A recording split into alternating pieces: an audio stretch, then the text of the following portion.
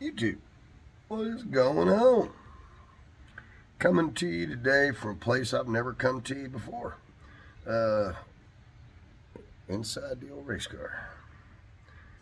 This is what you, well, I don't know. It was lunch, but even had some lunch in here. This is, I don't know, what I'm calling reflection, I guess. I don't even really know, okay? I don't know what I'm calling it. This right here, I just needed to do. I needed to do this, and I was gay. I'm being a bench racer, but whatever you want to call it. But it's motivation. It is motivation. It's what I'm trying to get instilled in me, man, on this car, because it's just, it is, it's hard. It's hard to keep motivating myself to do this car when it's costing me money, man, like it is. And I just added to the little list of, or not the list, but the total of money that's been thrown out the window on this thing. It's just getting taller. It's kind of sucking, but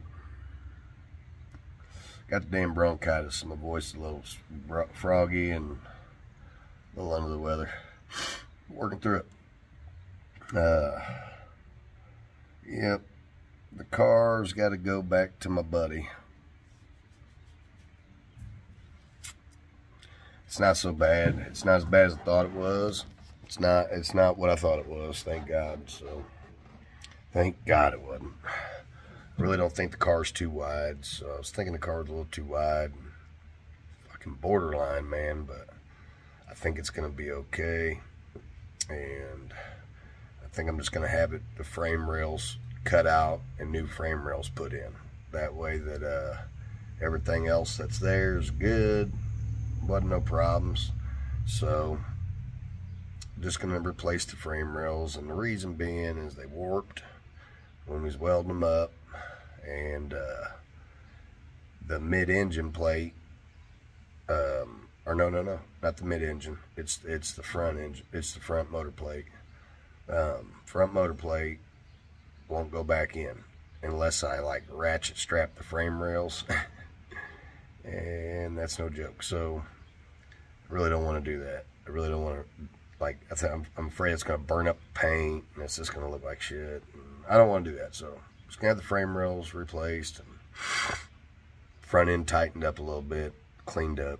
But other than that, I think we're going to get past that, thank God. But I ran into a new problem. I've always got problems. Missing fucking teeth, man, I'm sick. Mental, I'm fucked up, man. So, and it's because of this fucking car. Don't think the front end is going to be as critical as I thought it was going to be. I thought I was going to have to cut the whole damn thing off and start over, and most of it's good. Just got to replace the frame rail. So the motor is too low in the car, and I've known this a little bit. I've known it when I was a kid. I remember the transmission blanket freaking dragging the track and shit, man. It was embarrassing. But when this car was originally built, it had a straight axle front end in it. So instead of it having rake in the front end, it had rake in the rear. Okay, the front end stood up and the rear end squatted, kind of how they did it back in the day. And it was like gasser. And I've put rack and pinion A-arm suspension on it, so it's dropped the front end down. Well, and back up, they put the motor down in the car so low to bring the center of gravity down, because the front end was up so high. You want to bring that motor down and get you some center of gravity back down. So what they did at the time was right, now it's wrong. Like I mean, drive shaft pinion angle is just so all of my beautiful firewall, it's not as beautiful as most, but I did it, and I thought it looked okay, and it's all got to come out. My floor, I got to cut out back to the frame rails, which are about right here all the way down. Open this up, and bring the training up. If you notice, there's my foot. That's where the gas pedal sits right there. That's where gas is going to be. There's the mount for the pedal, and it comes down and bends right here, and wham, wham, right? That transmission is going to be probably about right here, I'm thinking. Give or take. Bring it up about 7 or 8 inches. I don't even know if I got to bring it up that much. I think I got to bring it up about 5 inches. But if it needs more, then I'll bring it up more. It's whatever is what I'm not bringing, and I'm not even doing this because if it was probably good, I'd just leave it. If it was good, I'd leave it. But my pinion angle, which I set, I set my pinion angle. I set it, and I made sure my pinion angle was right and all that jazz, But never did I look at the front of the fucking transmission where the drive shaft and training met, Why I didn't, I don't know. I'm new to this shit, so I know quite a bit, so that helps. But again, if you've never done it, sometimes you'll catch yourself stepping backwards a couple times. So that's what happened. Transmission side of it, I'm thinking I got like 9 degrees. It might even be more than that difference. And then in the rear, it's like 2, where it's supposed to be, because when it on the hit, it's going to come up to zero itself out. But transmission's going to have to come up. I'll get out of here and I'll show you exactly what I'm talking about. I have dropped the car and put it back down on its wheels and got it back up to ride height for the most part. Front end's still a little high in the air, but you hear that? Oh boy, that sounds so nice. I'm sorry. That sounds so nice. That's the only thing that puts a smile on my damn face, the way them doors sound when they close. So I got the wheelie bar, put the whole car back together basically, because for this, you kind of have to. You almost have to. So you do have to. There is no almost about it. Car needs to be sitting down at ride height. How do you know it's at ride height? No transmission or no motor, transmission, the car fully not built. Because I set it. I know where it's at. I'm in the middle of my shock stroke. You get what I'm saying? So I'm at ride height. Don't worry. Put it in the comments if you think I'm doing it wrong. And if you can teach me something, then by God, teach me. But I'm 100% that I've got the car at ride height and shit. I put weight in the front of the car. That block right there, I put it in the front of the car. And with the springs adjusted down, it goes down where it's supposed to be. Okay, so I pulled that motor out, so I didn't have nothing happen crazily while I put the hood back on. But I also mounted my hood. It's all completely mounted.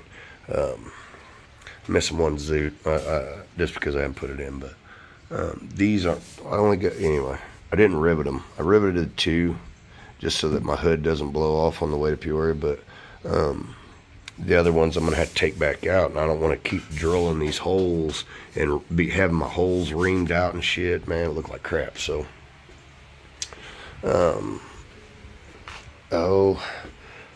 let's see. I'm going to show you this drive shaft angle, and then you can see why I'm doing it, man. It's bad. Oh, it's so bad.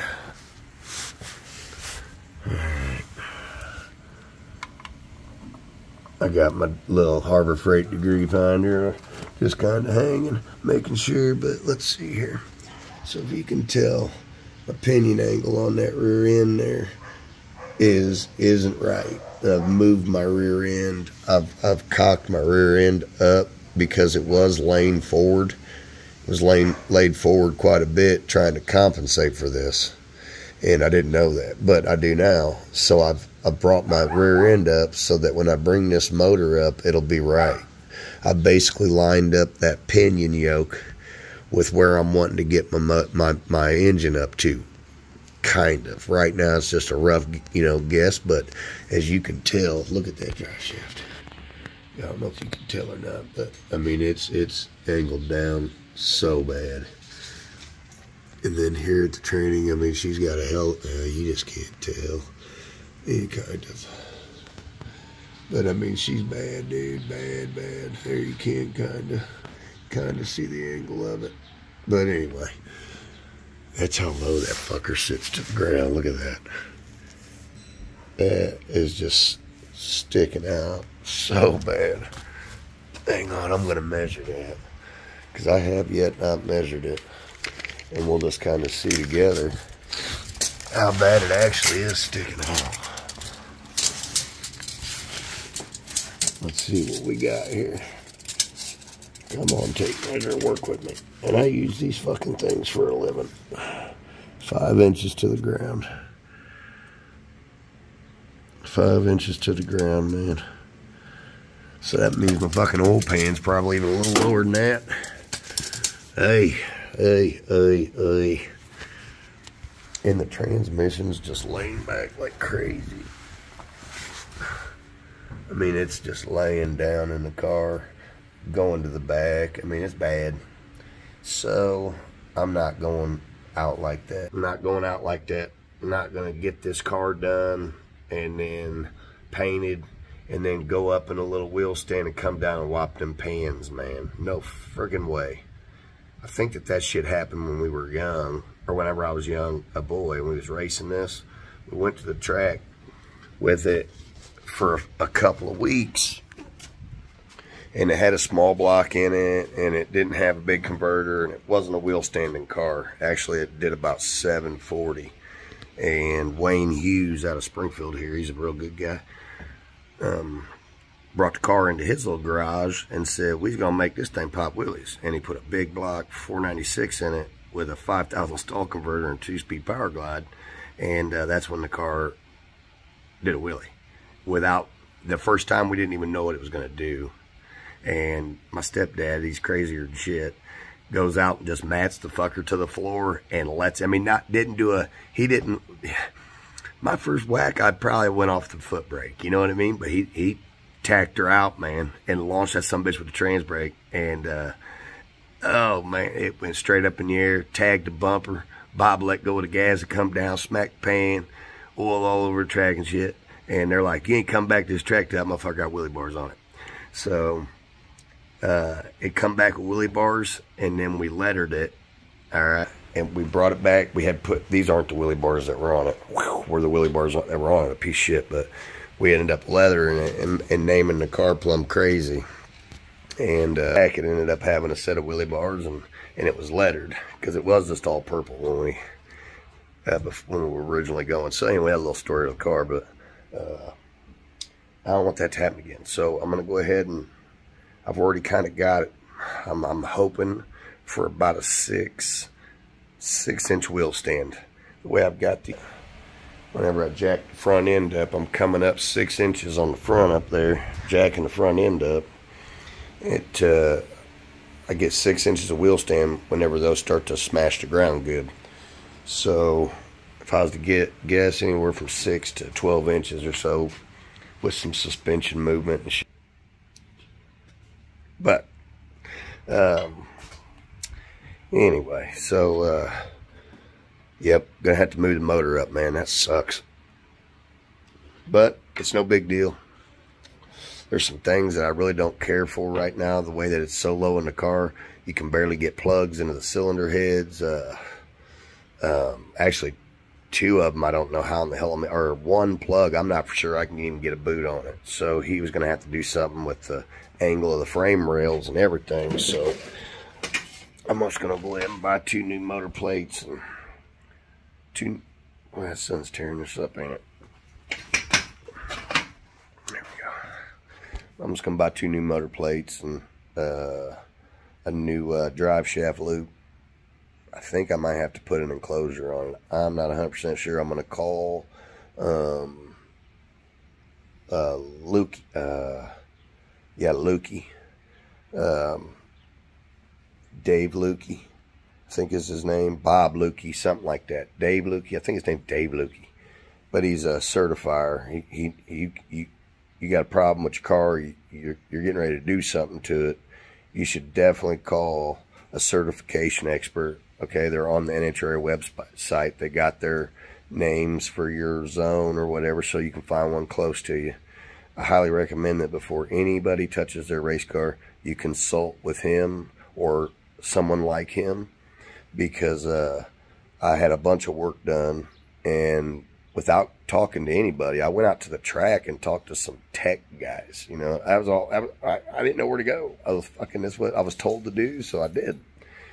And that's where they told me, you know, that the car needed to be updated. That's as much as they could tell me. They said, that car's out of date. You need to get it updated. I was like, okay. So took the car to Hoosier. Oh, sorry. Didn't mean to say that name. Just Now guy. But whatever. No, it's not Just Now guy. I'm sorry. But his fucking shop's right next door. So these people know what the fuck they're doing. That pisses me off. But real quick story on that. Took my car to Hoosier when I first got it. I sold my Razor. Okay. The fucking funnest thing I ever had. Sold my Razor and got some profit off of that, and took the profit to put a roll cage in this car to get it updated. I wasn't for sure if what was in it was good, so I took it to them, and a guy by the name of John, I says, man, I'd like to get my cage updated, and I'd like to find out if what's here is good. And he says, okay, grabs a 9/16 wrench, walks over to my cage, and hits. I'm gonna do it because I find it fucking funny. And what you know, I got a 9/16 wrench right here.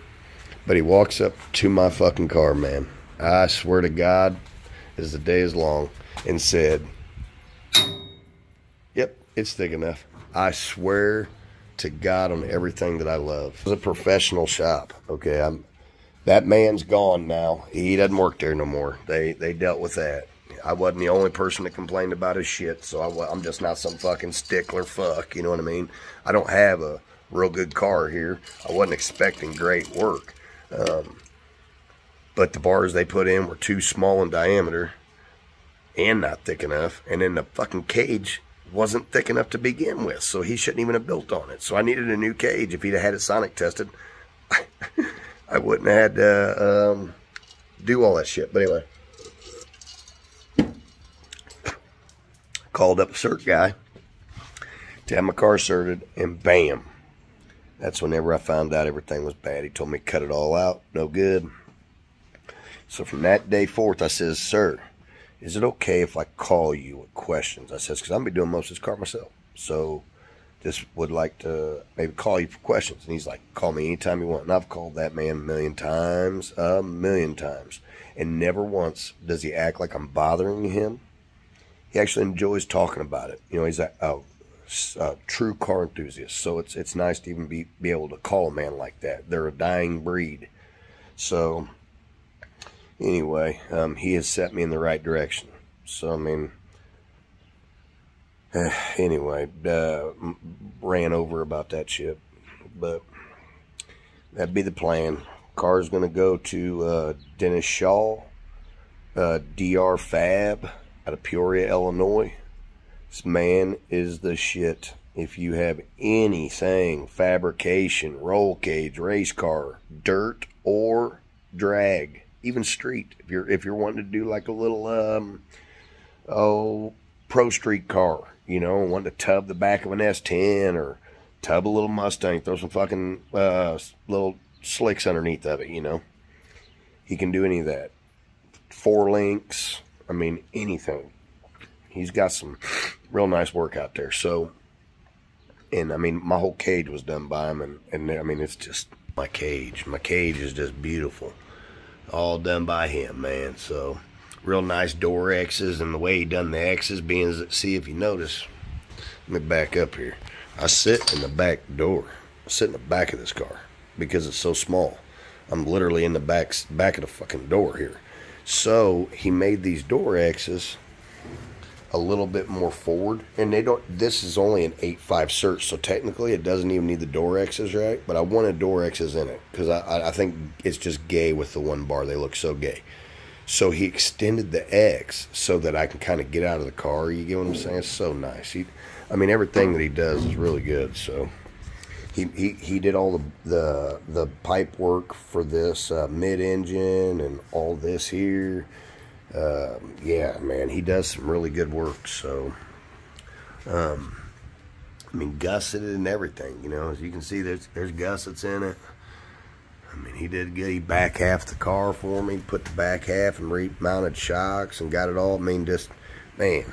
Dennis Shaw, if you happen to stumble upon my video, buddy, I just want you to know how much I truly appreciate your work and yourself. You are greatly appreciated over here. You're a good man.